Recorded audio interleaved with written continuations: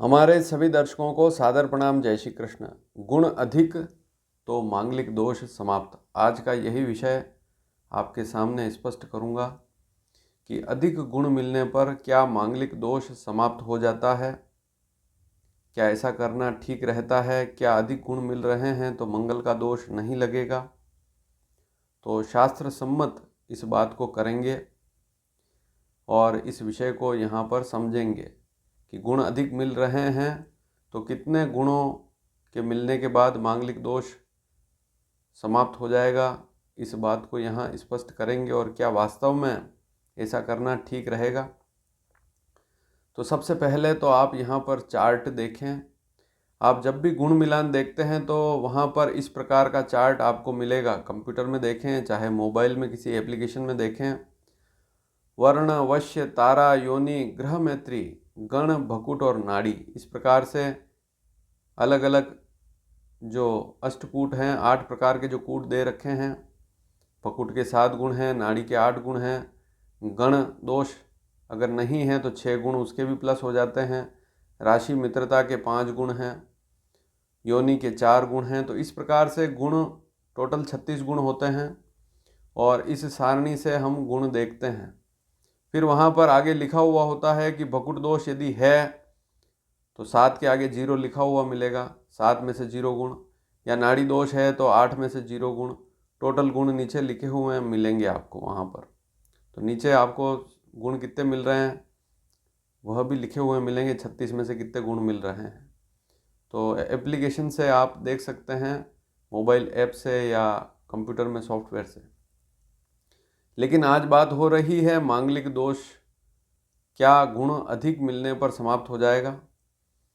तो यहाँ पर सबसे पहली बात तो यह कि ज्योतिष में बहुत सी ऐसी पुस्तकें हैं मुहूर्त की। एक एक पुस्तक आप ध्यान से देखें, टटोलें। मुहूर्त की जितनी भी पुस्तकें हैं ज्योतिष की, उनमें से कई पुस्तकों में इस प्रकार के सूत्र आपको लिखे हुए मिलेंगे। वहाँ पर जानकारी आपको मिलेगी कि गुण अधिक हैं, गुण की बाहुल्यता है, अर्थात गुण अधिक मिल रहे हैं तो मांगलिक दोष को नहीं देखना चाहिए। लेकिन अब यहाँ पर कितने गुण देखें, इस बात को समझना भी बहुत ज़रूरी है। तो कहीं कहीं शास्त्रों में यह भी लिखा है, विशेष तौर से लिखा है कि सबसे पहली स्थिति तो आप गुण मिलान में राशि मित्रता देखें। राशि मित्रता अगर हो तो अच्छी स्थिति है। फिर उसके बाद राशि मित्रता के बाद राशि मित्रता हो रही है तो फिर भकुट दोष नहीं लगेगा। और सबसे बड़ी बात, नाड़ी दोष को जरूर देखें। सबसे बड़ी बात, नाड़ी दोष को जरूर देखें। नाड़ी दोष को देखना बहुत ज़रूरी है। तो गुण, अब वहाँ पर लिखा गया है शास्त्रों में कि गुण की अधिकता है तो मांगलिक दोष नहीं देखना चाहिए। जैसे मान लीजिए लड़का मांगलिक है, लड़की मांगलिक नहीं है, लेकिन गुण अधिक मिल रहे हैं।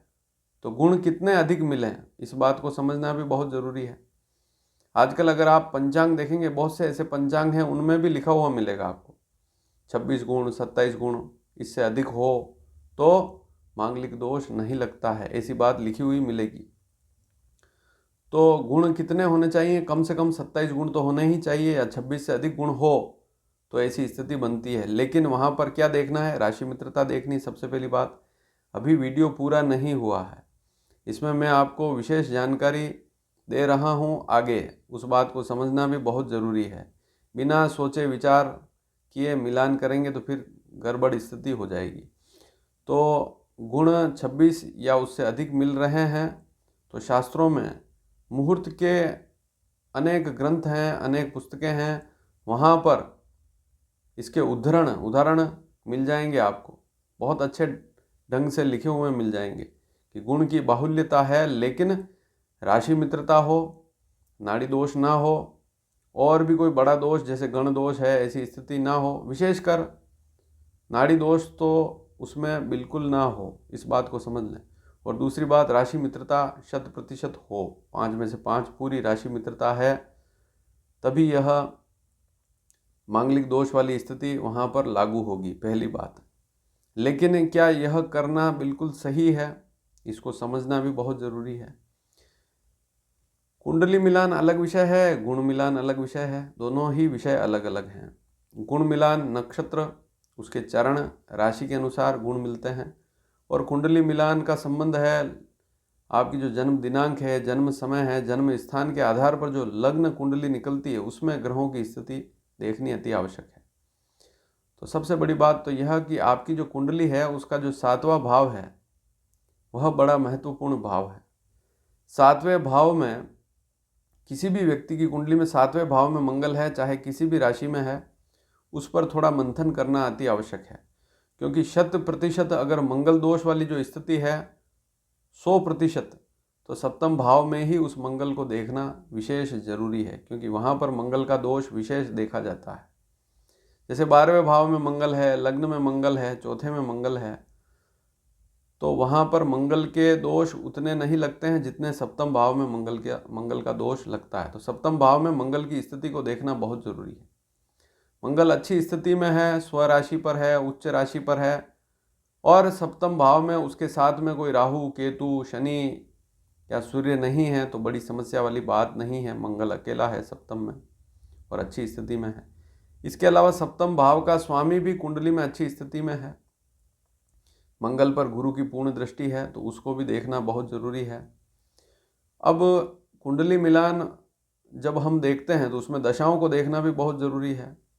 तो गुण अगर अधिक मिल रहे हैं, लेकिन वहाँ पर शास्त्र में तो कहीं कहीं मिलेगा आपको, बल्कि कई स्थानों पर मिल जाएगा कि गुण अगर अधिक हैं, और पंचांगों में देखेंगे तो वहाँ गुण भी लिखे हुए मिलेंगे। आजकल जो पंचांग छप रहे हैं उनमें देखेंगे आप, तो वहाँ पर विद्वानों ने यह भी लिखा है कि 27 गुण या 26 गुण से अधिक गुण हैं तो मंगल दोष नष्ट हो जाता है, मंगल दोष नहीं देखना चाहिए। चाहे जैसे एक कोई मांगलिक है, लड़की मांगलिक है और लड़का मांगलिक नहीं है, गुण अधिक मिल रहे हैं तो कर सकते हैं विवाह, या लड़का मांगलिक है, लड़की मांगलिक नहीं है, तब भी विवाह कर सकते हैं। लेकिन कुंडली को अच्छे ढंग से कुंडली को देखना अति आवश्यक है। बिना कुंडली को देखे मिलान करना ठीक नहीं रहता है।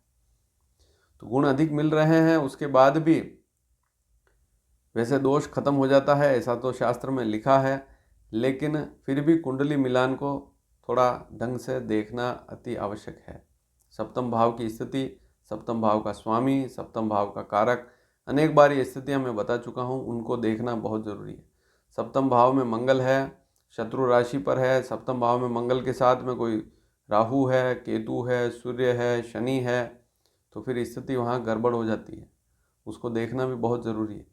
तो केवल गुण अधिक मिल गए और कुंडली को ध्यान से नहीं देखा तो वैसे ऐसा करना ठीक नहीं है। कुंडली को भी देखना चाहिए, लेकिन अगर एक मांगलिक है दूसरा मांगलिक नहीं है, और वैसे जिसको हम मांगलिक कह रहे हैं वास्तव में उसकी कुंडली में मंगल दोष देने वाला है भी या नहीं, वास्तव में वह मांगलिक है या नहीं है, इसके बारे में अनेक जानकारियाँ दे चुका हूँ कि कई ऐसे कारण होते हैं कि मंगल लग्न चौथे, 7वें, 8वें, 12वें भाव में बैठा हुआ है तब भी वह व्यक्ति मांगलिक नहीं कहलाता है, तो हम जबरदस्ती उसे मांगलिक कहते हैं।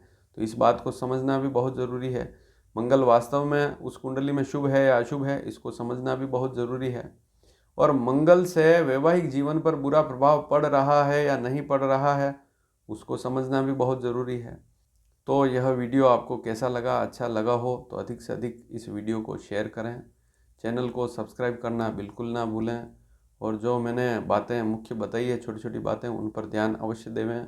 वे सारी स्थितियां हैं तभी मिलान में आगे बढ़ें। धन्यवाद। जय श्री कृष्ण।